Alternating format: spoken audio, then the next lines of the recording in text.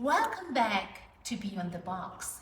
Have you ever watched a child who seems a little lost in their own body, unsure, unsteady, and wondered how to help them find their confidence? Today we're talking about how movement, something so simple and natural, can unlock a child's self-belief, their focus, and even their ability to connect with others. Our guest today is a true pioneer in this field. He doesn't just research from a distance. He's right there with the children, guiding them every step of the way. He's a leading kinderkinetics expert and a lecturer at the North-West University in Potchefstroom, Dr. Barry Gerber. Dr. Gerber, it's such a privilege having you here. We're very happy to have you here with us. Maybe let's start off. Let's look at most parents watching today may not have an idea, just like I did as well.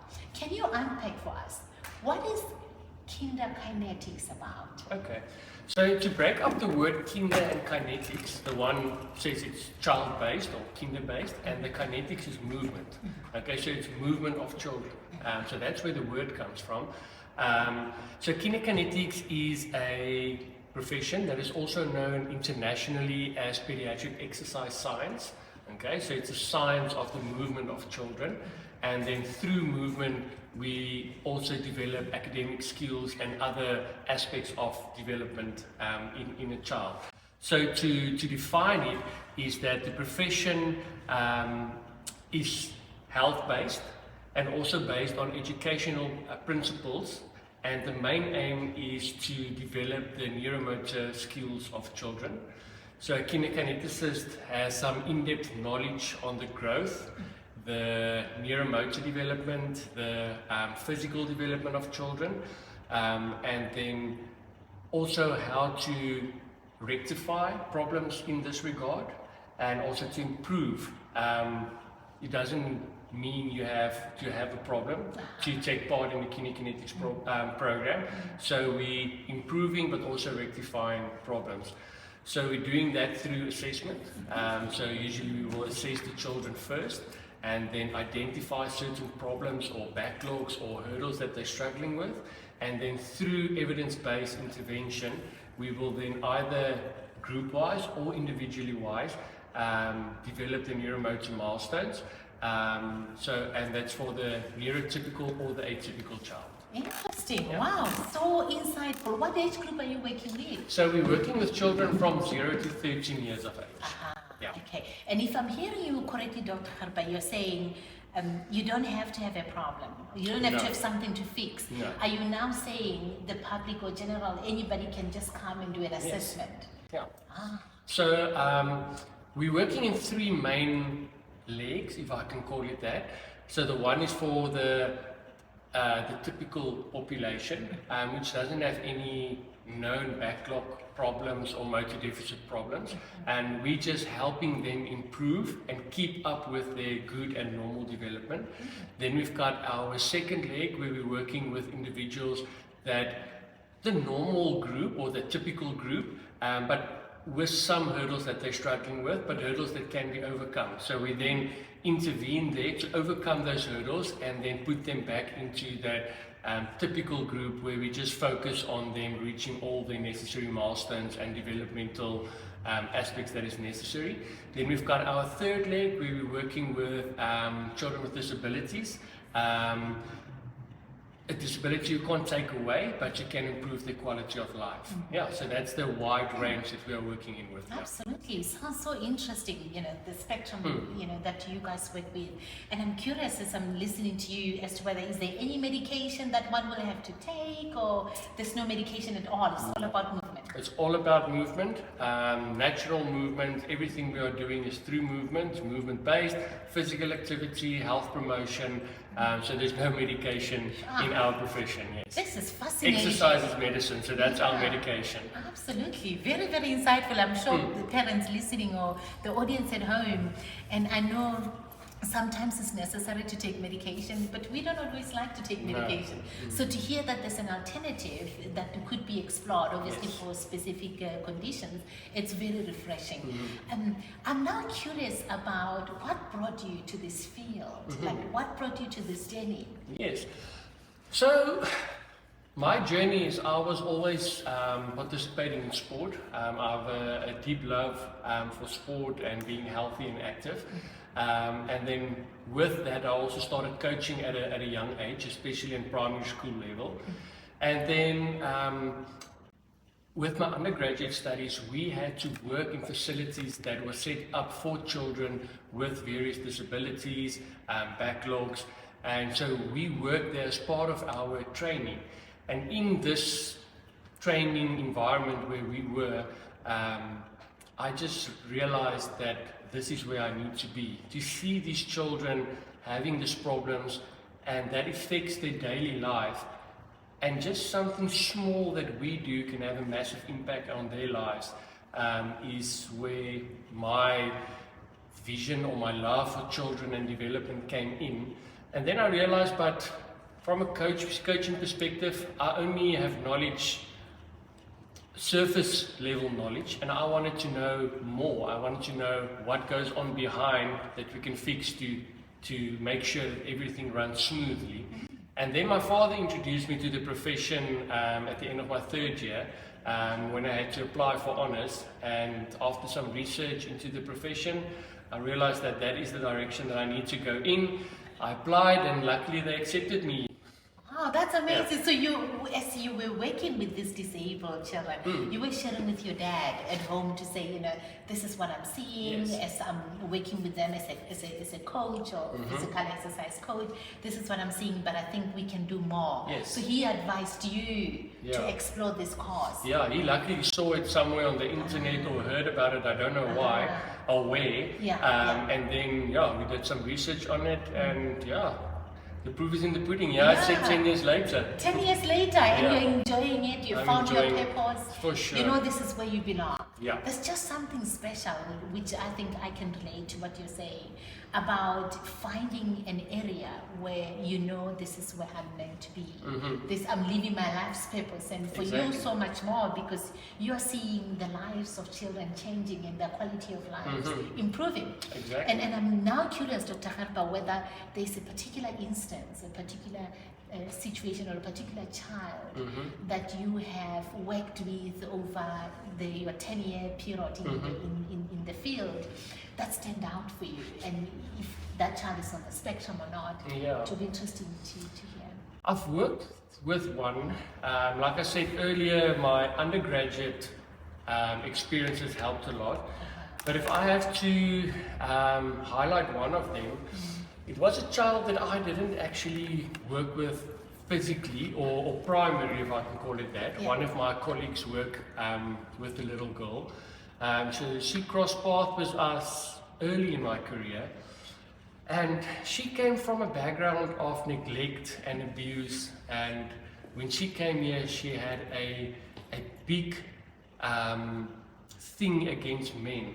Was she on the spectrum or no? She was she had neuro problems, but she was not on the spectrum. And I think it was due to the trauma that she went through. Yes, I will later on mention one that was also on the spectrum. So she, we also didn't know a lot about her because of her background, but she came in here. That poor soul was in a bad situation. And just the road that we walked with her, the journey that we walked with her, it was a short journey before she left, to see how that layers peel off and she bloomed into a child that you can see there is potential there. We must just open up that potential and grow that potential. And I think that opened up my eyes that there's a need for professionals like us out there, not just to help develop motor skills, but in the broader picture is develop the child as a whole. Absolutely. And as you're speaking now, I'm thinking, how many in South Africa, how many in schools do we have children that have experienced trauma, or they're going through trauma at this stage, and the schooling system is not able to help them. But here you are with something as simple as movement. So I can only imagine, have you reached out education to see how your program can be adopted? We have in the past reached out to some of the parties. We're still busy with some of those aspects to see how we can fit into the HPCSA. So, yeah. Okay. Dr. Gerber, I want us to shift a little bit, looking into the future. And I would like for you to share with us, as you look forward into the future, what is it that excites you about what's coming, especially your work with the neurodivergent children in particular? What excites me is a term or a movement that they call the movement from deficit to strength-based approaches. Okay, so usually in the past, when looking at neurodivergent children, the children will look through a lens of what is wrong with them and how can we improve those hurdles. Okay, but the new way of looking at it is what special abilities or skills do they maybe have that we should focus on and improving that and build on that. And if we build and improve on those special skills that they have, you increase their self-confidence. And if their self-confidence increases and those abilities increase, you also focus on the external hurdles above and beyond what they are good at in improving that. So that's a nice fun way for me at looking at it. And I think the inclusion of the neurodivergent child nowadays is better than it was in a few years ago. So somewhere someone is doing something right to integrate these individuals better into society, into the, let's call it normal population or general typical population, yes. So that's what's exciting me, is that we're getting these individuals to become more integrated in society. I smile when you say that, because that's kind of what it's our motto at Kids Innovate Africa. And a few of our experts have come in saying the same thing. We need to move away from a deficit mindset into a strength-based mindset. And it's nice to hear that's kind of the same views and approach that you look into the future with. And it's something I wanted to mention at Kids Innovate Africa. We do, we work with, we integrate both the neurotypical and the neurodivergent, which is something you do here. So these kids work in teams, they build robots, they program, they test, and they troubleshoot working together. And this, they've got a privilege to do it whether standing or sitting down. We have things like sensory cave, and I'm curious what you think of this approach of having kids code on a computer or build a robot standing or sitting down in how they feel. How does that contribute or enhance or kind of support these neurodivergent students in your view? I mean, so that hand-on approach is, I mean, that's the significant approach actually to follow. I always use the example with my students that development, if it's now neurodevelopment or emotional development, is like building a road. So in the beginning you have this gravel road full of rocks, branches lying there, maybe crevices in there, and that's the same with our information processing in the brain. How it's especially for a neurodivergent child, because there's so much hurdles that they must overcome. And with this hands-on approach, doing something, doing activities that is focused, every time you're doing something new, or maybe do an activity a second time, you're taking some of these rocks out of the way, and later on you flatten the road, and then later on you tar the road, and at the end where we want to be is maybe add another lane to this road where information is then passed through in terms of the body. And in terms of neurodivergent children, this hands-on approach is what they are needing.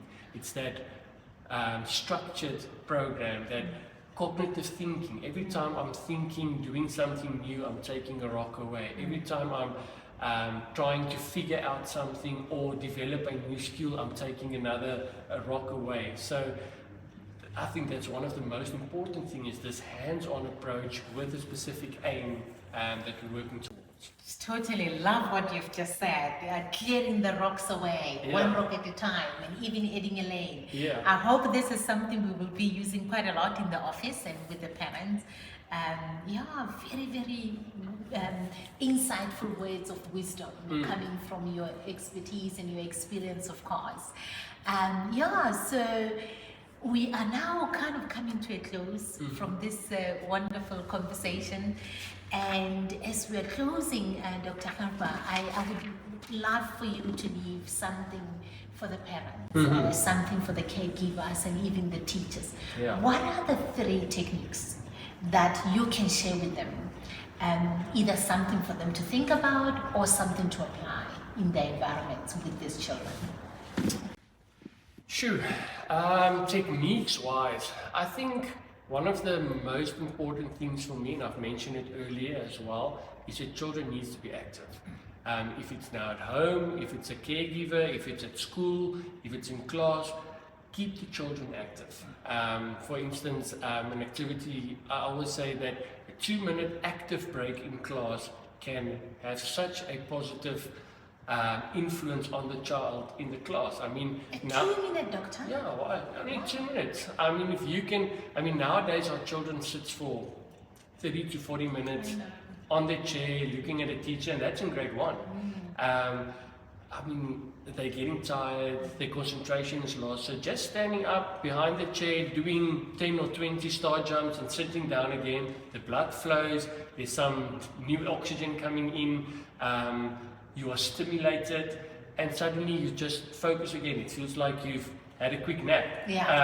So just that quick active breaks, not because if you give a child a break, you will either go and sit down and eat or do nothing. So it's an active breaks. I like that. Yeah. Very mindful breaks. Yeah, very mindful breaks, yes. What I like about this recommendation, Dr. Gerber, is that a teacher can do it. Yeah. And if a teacher introduces something like this in their class, they will have a happy child, they'll have a focused child. For sure. Yeah. Because, children usually after 10-15 minutes you can see the attention is going down, the energy is going down, and just giving them that injection of a bit just a bit of energy and oxygen flow literally opens up and focuses them. It almost activates them again to focus on what is before them. Yeah, that the they power need to of do. movement. The power of movement, yes. Yeah. So that's one thing I would do. The other thing that I've said at home, and I would implement it at schools as well, and some of the schools in Potch actually has done that. So on the walkways in the school, they've painted things like hopscotch courses and snakes for balance. So instead of just walking from the class to the bathroom or the class to the playground, you need to do a certain skill while doing that. Or before you can enter the class, you need to do something just to activate you, get the body moving. So I think it is work smarter, not harder. You don't have to implement all these big programs and all these major cognitive activities. It's the small things that count. Yeah. Sure, that's amazing.